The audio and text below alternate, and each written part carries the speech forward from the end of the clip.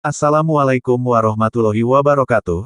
Seperti biasa saya akan membahas alur cerita dari Against the Sky Supreme ya guys. Sebelum ke pembahasan jangan lupa, like, comment and subscribe ya. Yuk tanpa basa-basi lagi kita langsung ke pembahasannya. Di episode sebelumnya, Tanyun sedang bertarung melawan Taisan murid divisi jiwa binatang. Taisan yang awalnya sombong dan belagu, kini memohon kepada Tanyun dan berkata, "Tanyun, tunggu. Aku punya sesuatu untuk dikatakan." Taisan berteriak lagi dan lagi, "Jangan bunuh aku mohon, aku akan memberikan semua harta kepadamu," ucap dari Taisan. "Aku akan membuatmu mati rasa, dan kurasa barang-barangmu kotor," ucap dari Tanyun menjawab. Setelah itu, Tanyun terus memukuli Taisan. Dan Taisan berkata lagi, "Tanyun berhenti memukuliku, aku punya sepupu yang lebih cantik dari tunanganmu. Selama kau mengampuniku, aku akan membiarkan sepupuku dirusak olehmu. Tanyun, kamu juga laki-laki, aku janji, selama kamu melihat sepupuku, kamu pasti akan sangat menyukainya, sungguh, dia adalah salah satu dari 6 wanita cantik di Sekte Jiwa Abadi," ucap dari Taisan merayu Tanyun. "Kamu benar-benar hanyalah sampah, hari ini, aku akan membunuhmu," ucap dari Tanyun. Niat membunuh Tanyun bahkan lebih kuat, dan dia masih membombardir lengan kanan Taisan dengan tinjunya. Melihat Tanyun bertekad untuk terus ingin menyiksa Taisan, Taisan meraung, "Tanyun, kamu bajingan, kamu punya nyali untuk membunuhku," ucap Taisan. Tanyun acuh tak acuh terhadap penghinaan, masih berkedip, memukul lengan kanan Taisan dengan setiap pukulan. "Cucu, aku melihatnya, kamu bahkan tidak memiliki senjata yang dapat membunuhku. Hahaha," ucap dari Tanyun. Tanyun mendengus dingin, dan cahaya pedang merah melesat dari tengah alisnya, langsung menebas tangan kanan Taisan. "Ah, tidak, dalam!" teriakan, setelah kaki Taisan dipotong, dia jatuh dari pedang terbang dan menabrak platform wolong. Pada saat ini, cahaya pedang merah itu berubah menjadi pedang terbang merah menyala dari kehampaan. Ya, itu adalah pedang ilahi Hongmeng Huowu. Begitu Tanyun memikirkannya, atribut api pedang ilahi Hongmeng menembus ke dalam alis, dan Tanyun menghilang dalam kehampaan.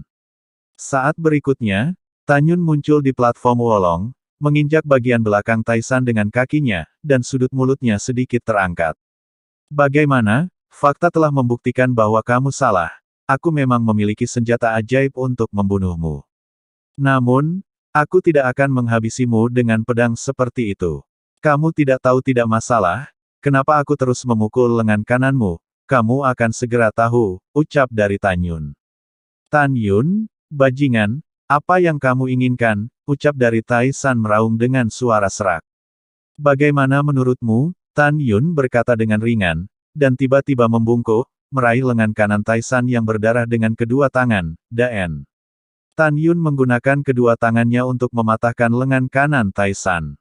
Segera, Tanyun menggenggam dagu Taisan dengan kedua tangannya dan berkata sambil mencibir, "Kamu mengatakan bahwa kamu akan mematahkan lenganku dan kemudian mematahkan kepalaku," ucap dari Tanyun.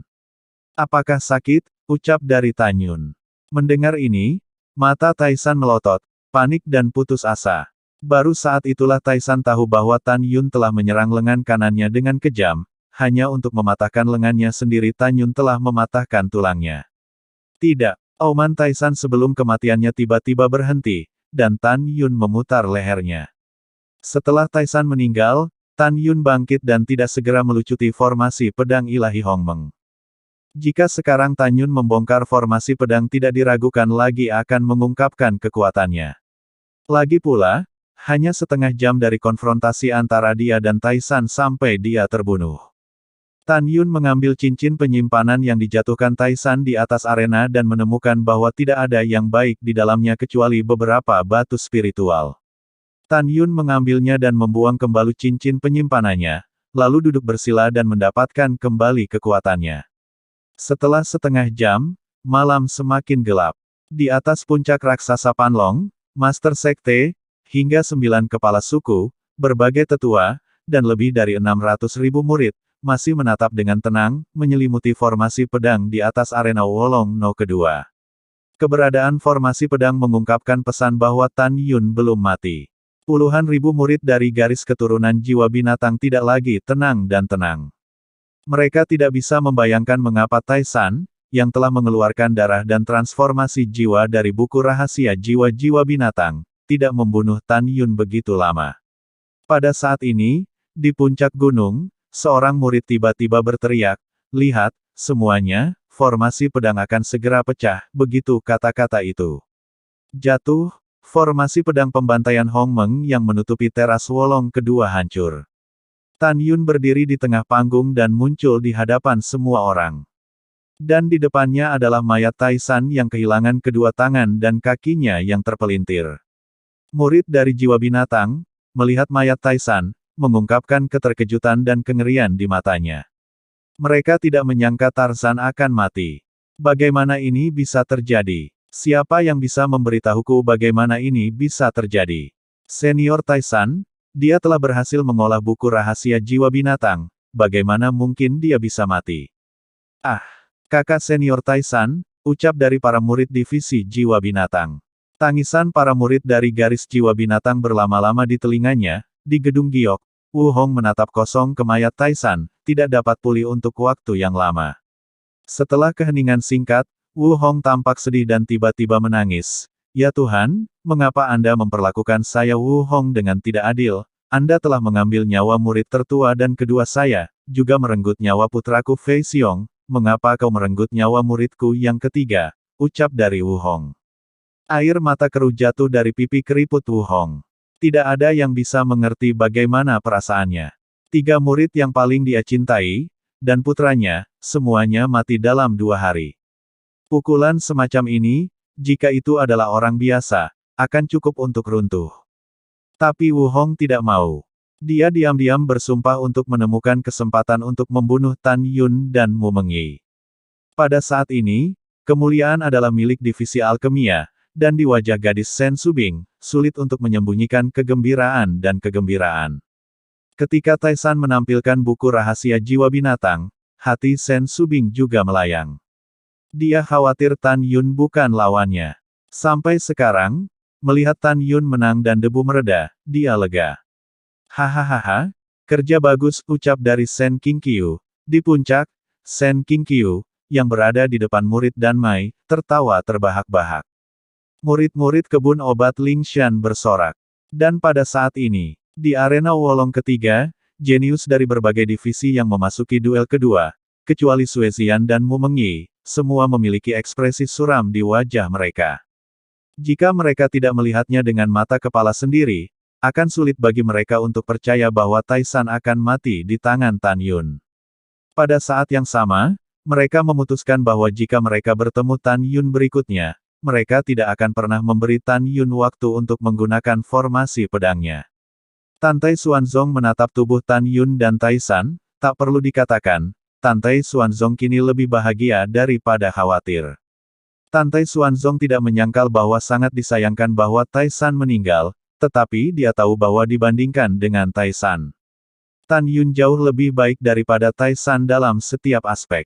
Izinkan saya bertanya bahwa Taisan, dengan kesempurnaan dari alam jiwa janin, setelah mengolah buku rahasia jiwa binatang, meninggal di tangan Tan Yun, yang berada di tingkat ke-9 pemurninan dari alam jiwa janin. Orang bodoh tahu bahwa jarak antara Taisan dan Tan Yun lebih dari 1,5 bintang.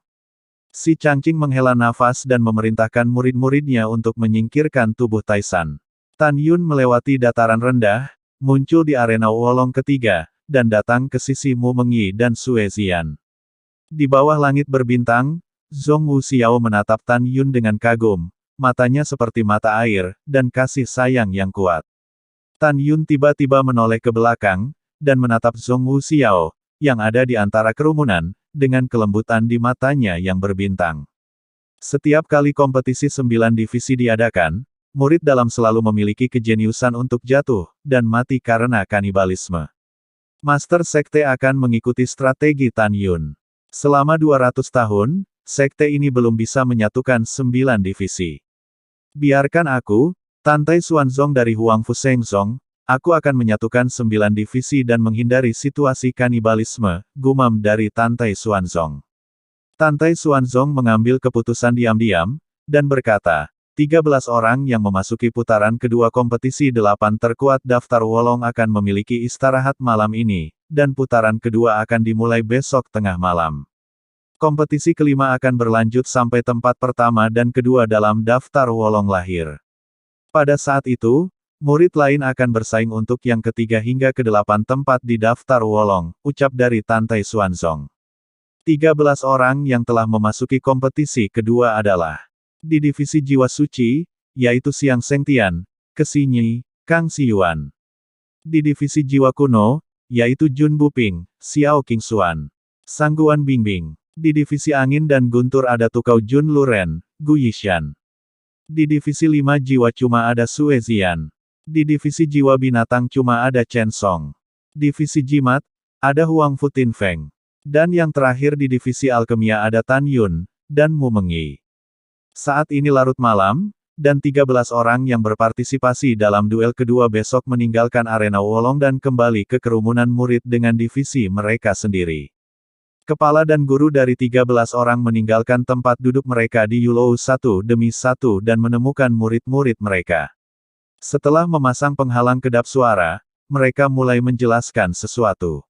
Kepala jiwa suci memandang Xiang Sengtian, Kesinyi, dan Kang Xi yang berlutut di depannya. Wajahnya yang tua, yang keriput penuh dengan kengerian, apakah kalian tahu mengapa kamu dipanggil oleh gurumu, ucap dari kepala jiwa suci. Muridku tahu, bunuh Tan Yun, tunangannya Mu Mengui, dan ipar perempuan Sue Zian, ucap mereka bertiga berkata serempak. Itu benar, ucap dari kepala jiwa suci. Lalu kepala jiwa suci menggertakkan giginya dan berkata, Tan Yun membunuh cicitku Ling Hu Changkong, dan aku telah menunggu kompetisi 9 divisi terlalu lama, terlalu lama. Ketika guru memikirkan cicitku yang meninggal secara tragis, guru akan sangat sedih.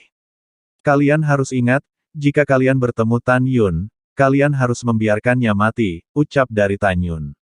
Mereka bertiga berkata serempak, baik, murid ini patuh. Kemudian setelah itu, kepala jiwa suci berkata lagi, ya, dan ingat orang-orang kuat dari berbagai divisi yang memasuki babak kedua, guru terus mengamati mereka.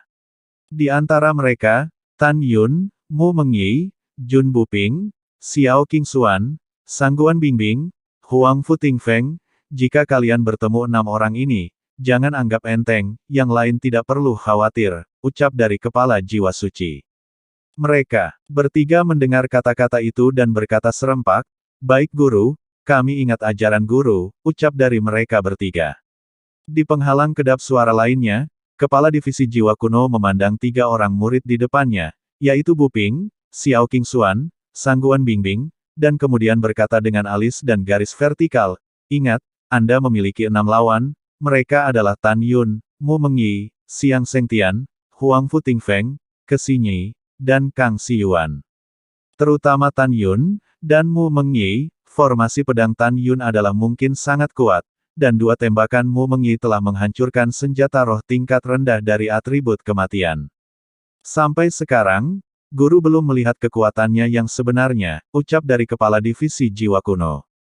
Pada waktu bersamaan, kepala divisi angin dan guntur memandang Tukau Jun dan Gu Yishan di depannya, dan menghela nafas, ingat, jika kalian bertemu Tan Yun, Mu Mengyi, Kesinyi, Kang Xiyuan, Jun Buping, Xiao Qingxuan, Sangguan Bingbing, dan Huang Futing Feng di duel besok, kali harus memilih untuk mengakui kekalahan, Tukau Jun, apakah kamu mengerti apa yang dikatakan guru?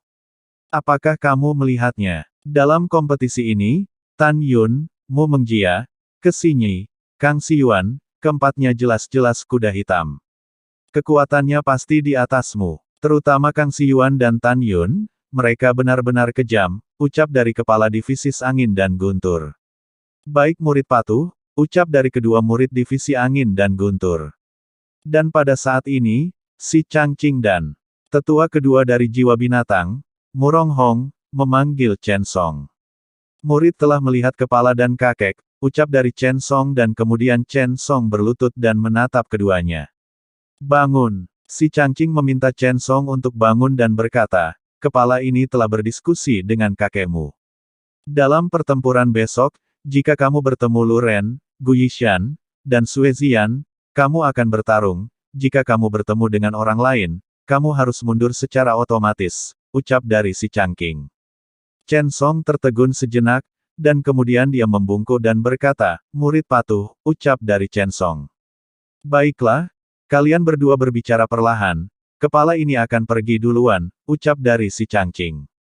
Setelah si cangking meninggalkan larangan kedap suara, Chen Song menunduk dan berkata, kakek, aku mengecewakanmu. Aku ingin membunuh Tan Yun dan Mu Mengyi untuk membalaskan dendam sepupuku, tapi aku tahu bahwa aku bukan lawan mereka, ucap dari Chen Song. Murong Hong menarik napas dalam-dalam, matanya muram, ketika sepupumu berada di pintu luar, dia mencintai Mu Mengyu, tetapi dia mati karena Tan Yun dan pasangan anjingnya. Seseorang harus membunuh mereka di tanah keabadian, tentu saja. Premisnya kamu jangan dulu mati di arena Wolong besok untuk sepasang anjing dan pria ini, ucap dari Wu Hong. Lalu kini masuk ke divisi 5 jiwa. Sue Zian berkata, Guru, murid ini tidak setuju. Sue Zian memandang Taois 5 jiwa dengan wajah pucat, menurut pendapatku, selain saudara ipar saya, dan sistermu, saya mungkin tidak akan kalah Deng kucing dan anjing lain, murid ini tidak takut, ucap dari Sue Zian. Kamu semakin keterlaluan. Ini untuk kebaikanmu sendiri sebagai guru, tidakkah kamu mengerti? Aku juga melihatnya, Tan Yun membunuh yang hebat, tapi 3 murid dari kepala jiwa suci, Siang Sengtian, Kesinyi, terutama Kang Siyuan, binatang buas, yang kejam. Jika mereka bertiga bertemu denganmu, apakah ada cara untuk bertahan hidup? Apa itu? Apakah kamu tidak takut pada siapapun kecuali Tan Yun? Kamu sangat sombong. Katakan sekali lagi untuk guru, omong kosong apa yang ada di 8 besar, kami tidak menginginkannya, kamu akan berhenti besok untuk guru, jika tidak, guru akan mengirimmu dan mengeluarkanmu dari divisi, ucap dari divisi 5 jiwa. Setelah meninggalkan kalimat itu, kepala 5 jiwa menghilang di depan Sue Zian. Sungguh, aku bahkan tidak mendengarkan apa yang orang lain katakan, ucap dari Sue Zian dengan cemberut berjalan menuju kerumunan murid Danmai. Pada saat ini, dia membual dengan murid-murid kebun herbal Lingshan, dan Danyu yang meniup mulutnya dan terpesona, melihat Sue Zian datang, dan buru-buru menyapanya, Saudari Sue, Anda di sini, apakah Anda mencari senior? Kakak Tan, ucap dari Danyu. Sue Zian menjulurkan pinggangnya dan memelototi Danyu, kakak. Siapa kakakmu? Ini tahun Kapulaga, siapa namamu? Kakak, ucap dari Sue Zian. Danyu tertawa lebih jelek daripada menangis, dan menepuk mulutnya, kakak Sue, aku, ucap dari Danyu. Kakak, jika Anda memanggil saya lagi, Anda bisa percaya atau tidak, aku akan memukulmu, ucap dari Sue Zian. Kakak senior Sue, tenang, ini mulut bodohku yang membuatmu marah, ucap dari Danyu meringis. Sue Zian, mendengus dingin, dan berkata, di mana saudara perempuan dan iparku, ucap dari Sue Zian. Mereka masih bersama kepala divisi, ucap dari Danyu. Di sisi lain puncak, di penghalang kedap suara, Sen King Feng, Sen King Qiu, dan Sen Wende dengan hormat berdiri di belakang Sen Subing. Di depan Sen Subing, Tan Yun dan Mu Mengyi berdiri berdampingan. Sen Subing memandang mereka berdua, mengerutkan kening, kalian juga telah menyaksikan pertempuran antara jenius di divisi lain hari ini. Katakan padaku apa yang ada di hati kalian, bisakah kalian memenangkan kejuaraan? Keluarkan isi hati kalian sekarang, kalian adalah yang terbaik, jika kalian bisa memenangkan kejuaraan itu bagus, namun jika Anda tidak bisa, itu tidak masalah. Kalian adalah harapan saya untuk masa depan Danmai, dan saya tidak ingin membuat kalian memiliki kecelakaan karena persaingan untuk 8 besar dalam daftar Wolong, mengerti, ucap dari Sen Subing. Mendengar ini, Mu Mengyi membungkuk dan berbicara dengan arogan, murid mengerti. Ketua, di hati murid, murid tidak takut pada siapapun kecuali Tan Yun, ucap dari Mu Mengyi. Lalu setelah itu Tan Yun berkata, lapor kepada kepala suku, murid In berkata 2 hari yang lalu bahwa aku akan memenangkan tempat pertama, dan aku pasti akan memenangkan tempat pertama. Bahkan jika murid ini tidak dapat memenangkan tempat pertama, murid ini juga percaya bahwa Mengyi akan berada di daftar teratas, ucap dari Tan Yun. Sen Subing bertepuk tangan, oke, Karena kalian memiliki kepercayaan diri seperti itu, kepala suku ini akan menantikan penampilan Anda besok, ucap dari Sen Subing. Setelah Tan Yun dan Mu Mengjia pergi, Sen Subing menjelaskan kepada Sen King Feng setelah beberapa kata, dia mengendarai perahu roh ke langit dan terbang menjauh dari puncak raksasa naga melingkar. Bulan menawan, dan rumput penuh rumput. Tan Yun, Mu Mengji, dan Sue Ziyan duduk di rumput, mengagumi cahaya bulan dan menatap langit berbintang yang luas. Tidak lama kemudian, Zhong Wu Xiao, yang mengenakan gaun putih dan salju balap, datang selangkah demi selangkah dan duduk di sisi kanan Tan Yun. Mereka berempat mengobrol, dan setelah beberapa saat, ketiga gadis itu terus tertawa. Mu Mengjia memperhatikan bahwa Tan Yun telah menatap langit, jadi dia meringkuk ke dalam pelukannya dan menunjukkan, "Aku tahu apa yang Anda pikirkan. Saya percaya bahwa suatu hari Anda akan membunuh musuh Anda," ucap dari Mu Mengyi. Pada saat ini, Zhong Wu Xiao menatap langit berbintang, dan matanya yang indah penuh dengan niat membunuh yang mengerikan. Tan Yun, saya telah memutuskan untuk fokus pada kultivasi di masa depan. Saudari, mari bantu Anda membalas dendam bersama, ucap dari Xiao. Oke, ucap dari Mu Mengyi. Mendengar itu, Tan Yun masih menatap ke langit, memikirkan kerabatnya yang meninggal dalam reinkarnasi abadi, tinjunya mengepal dan berderit.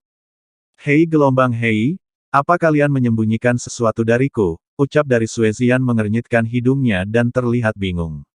Mu Mengyi dan Zhong Wu Xiao memandang Sue Ziyan bersama-sama, dan berkata serempak, tidak, ucap dari Mu Mengyi dan Xiao.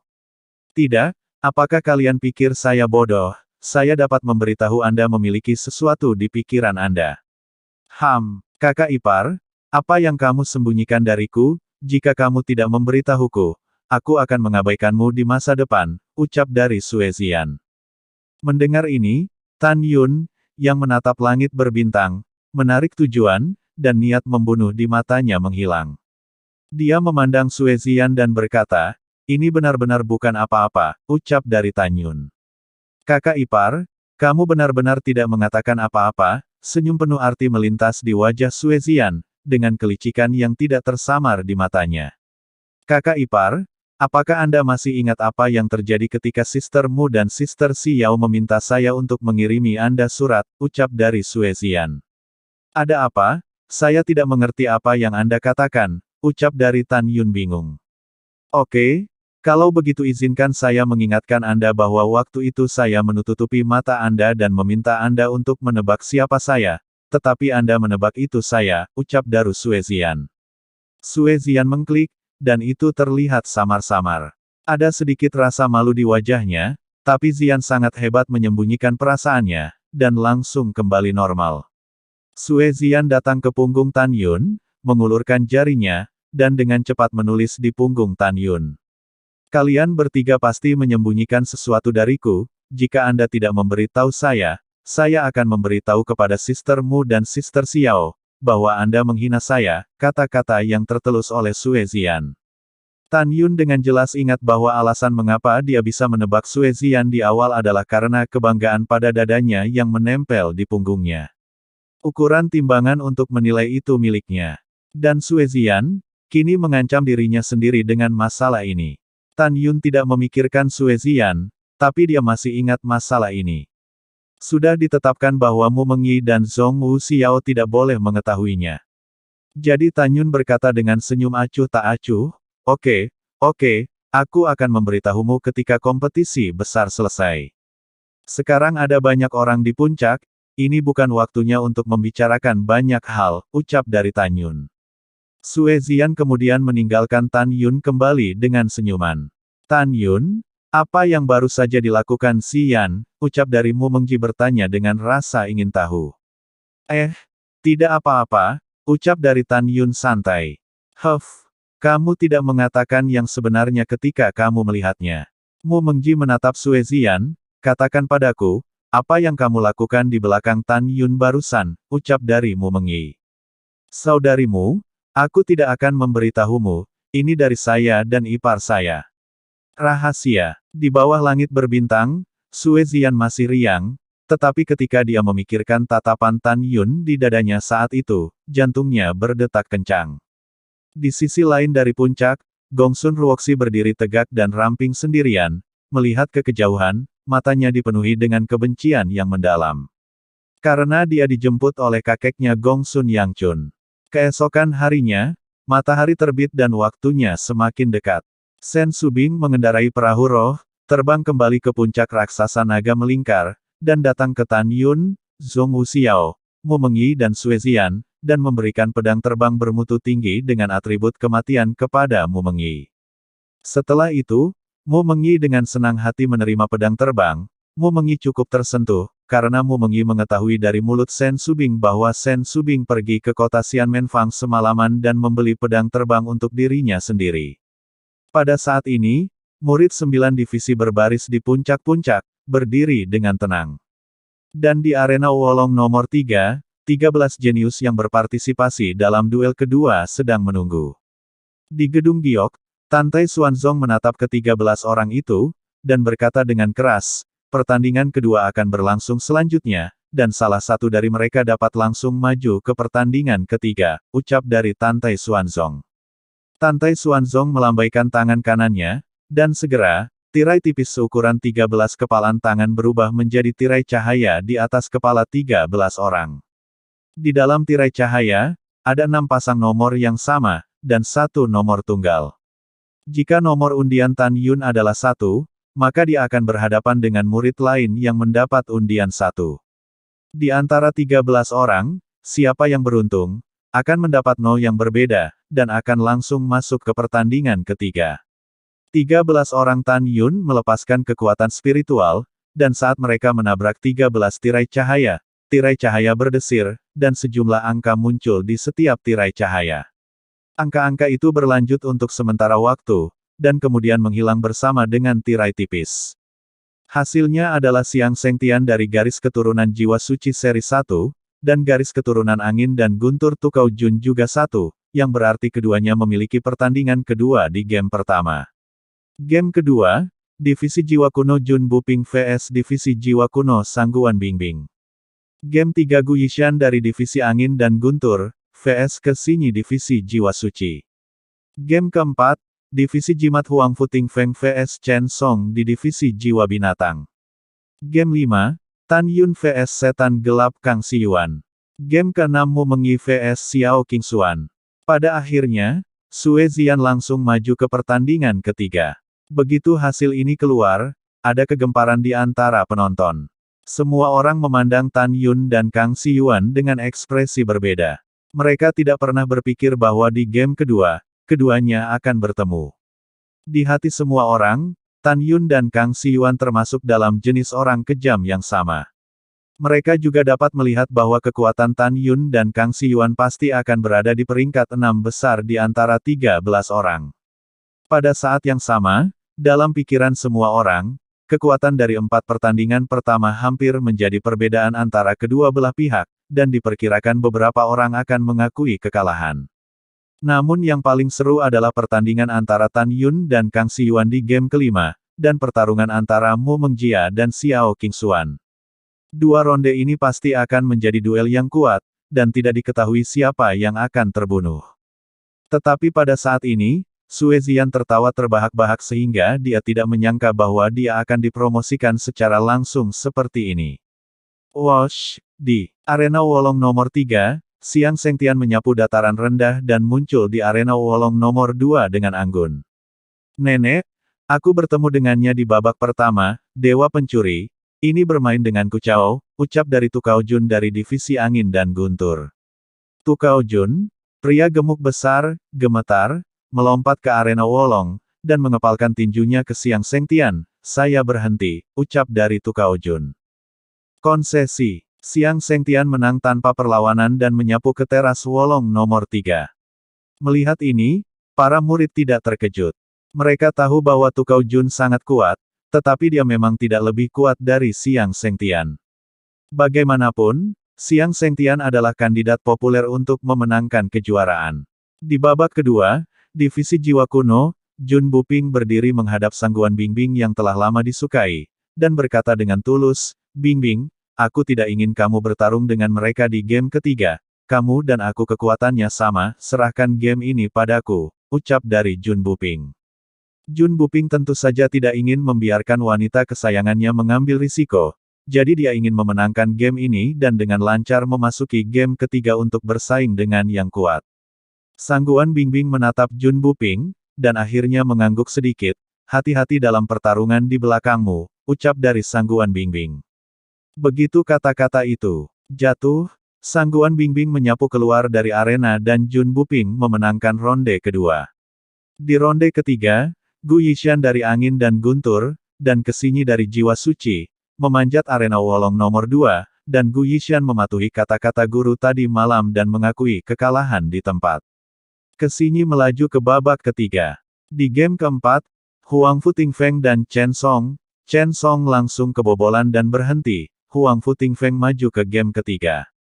Wosh! Kang Siyuan, masih terlihat lemah, menyapu ke arena Wolong nomor 2 dan menatap Tan Yun di arena Wolong nomor 3 dengan seringai di wajahnya. Sudut mulut Tan Yun sedikit terbalik, bayangannya melintas, dan dia melompat ke arena Wolong nomor 2, berdiri pada jarak 300 meter dari Kang Siyuan. Setelah itu, tiba-tiba, puncak menjadi sunyi, siap untuk menyaksikan konfrontasi hidup dan mati antara dua kekuatan besar.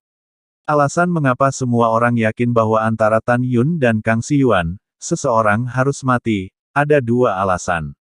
Pertama, Tan Yun membunuh Ling Hu Changkong, cicit dari kepala Jiwa Suci, dan Kang Siyuan, sebagai murid langsung dari Taois Jiwa Suci pati akan membunuh Tan Yun kecuali dia bukan lawan Tan Yun. Kedua, semua orang dapat melihat bahwa Tan Yun kuat dan tegas, dan dia sama sekali bukan orang yang pantang mundur. Karena itu, semua orang percaya bahwa ini adalah pertempuran hidup dan mati yang menentukan. Hari ini adalah hari kematianmu, ucap dari Kang Siyuan tertawa jahat, dan segera, sekelompok iblis menari. Dia menari dengan kedua tangan dari dadanya dengan kecepatan tinggi, mengucapkan kata-kata di mulutnya, dan tiba-tiba, pisau terbang hitam legam yang berubah dari kekuatan kematian melayang di depannya. Segera setelah itu, hanya dalam napas pendek, ada ribuan pisau terbang, berputar-putar dengan cepat di sekelilingnya. Momentumnya naik dengan mantap, dan dia dengan cepat menerobos level pertama penyempurnaan jiwa dan mendekati level kedua. Momentum tak terlihat membuat ruang di sekitarnya bergetar, dan pisau terbang-terbang melewatinya, memotong kekosongan menjadi celah ruang yang ramping. Kekuatan setiap pisau terbang sebanding dengan kekuatan seorang pembudidaya tingkat pertama di alam penyempurnaan jiwa. Formasi pedang ilahi Hongmeng, ucap dari Tan Yun.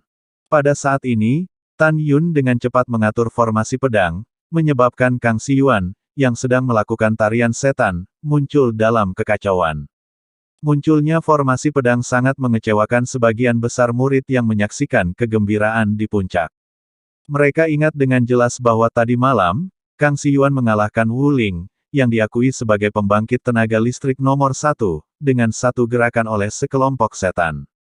Jika bukan karena Taois 5 jiwa yang memohon belas kasihan untuk cucunya pada waktu itu, jika tidak, Wu Ling akan mati secara tragis dalam tarian setan tanpa ketegangan. Pada saat ini, semua orang di puncak marah.